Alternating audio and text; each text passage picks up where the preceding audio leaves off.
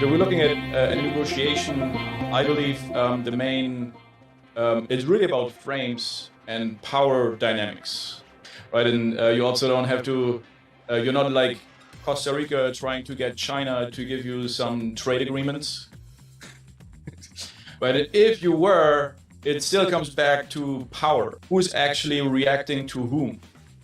I think that's really the magic of negotiation. In the moment that you're reacting to the other party, you already lost the frame.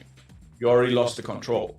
The most important thing in that situation is as soon as you're kind of trying to react to anything that the other person says, you're getting into a weaker and weaker and weaker position. Like if you're going into the call, what is really your intent? And like for lots of salespeople, it's okay. I want to make a deal. I want to get the money. But if that's your intent, you're already on the losing end because then you want something from them. Right? And you're in a really weak situation because if they don't want to give you the money, then you're going to try to get the money from them. Like in your territory, you can have higher or the same status as that $50 million CEO.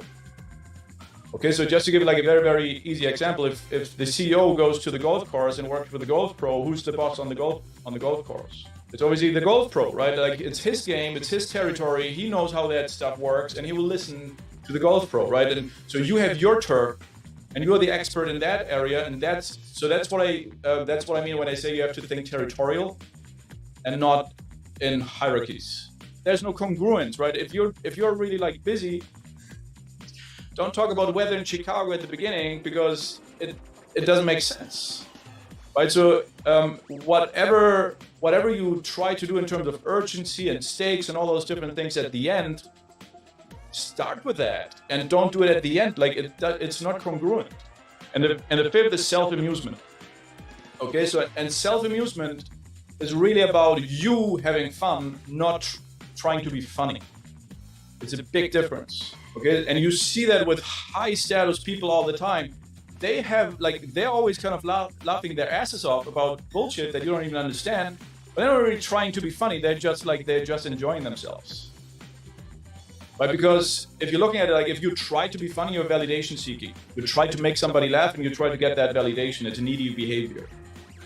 Like rich people, they laugh their asses off all day long about bullshit, but they don't really care if anybody else thinks it's funny. Right? But the interesting thing is that in the moment you do that, you're actually becoming almost like invincible because you can't really have fun and fear at the same time. It's impossible. To put that on a piece of paper before every call and say, okay, what's my intent? Okay, so what's my territory? How can I really feel like disconnected, detached from the outcome here, right? How can I make sure that there's full congruence and I'm really authentic, but also congruent. Everything that I'm saying is also going to be like don't just talk show, right? Like how can I really show instead of talk, right? And then how can I really have fun in that social encounter? And then I think if those things are in place, negotiation actually number one becomes fun, and most of the time it doesn't really happen because if there's a clarity of intent, there are also clear boundaries, and then you can really say like like even if there are some negotiation kind of tactics and you're really self-amusing, right? You can make fun out of them without being like insulting or anything. Like, yeah, sure. Like, and we will deliver a babysitter on top, right? So you can spend some of my time at work, well, whatever. A lot of stuff that goes into finding the right fit for the right franchise, basically an ICP, basically a person that will be able to carry. They won't have to personalize. They won't have to identify accounts because I'll support every single domain in your total addressable market by pane. It's $15K for 4 months. We have some vendor fees too. So all in all, it's about $90K for the whole system. Talking about just predictable revenue and how hard that is to achieve and how hard the CRO job is these days. And, I wanted to see what kind of challenges you've been facing, especially around forecasting. And automatic follow-ups to boost reply rates there, or whether your reps just want to use it to get insights to learn more about how to be relevant to the prospect.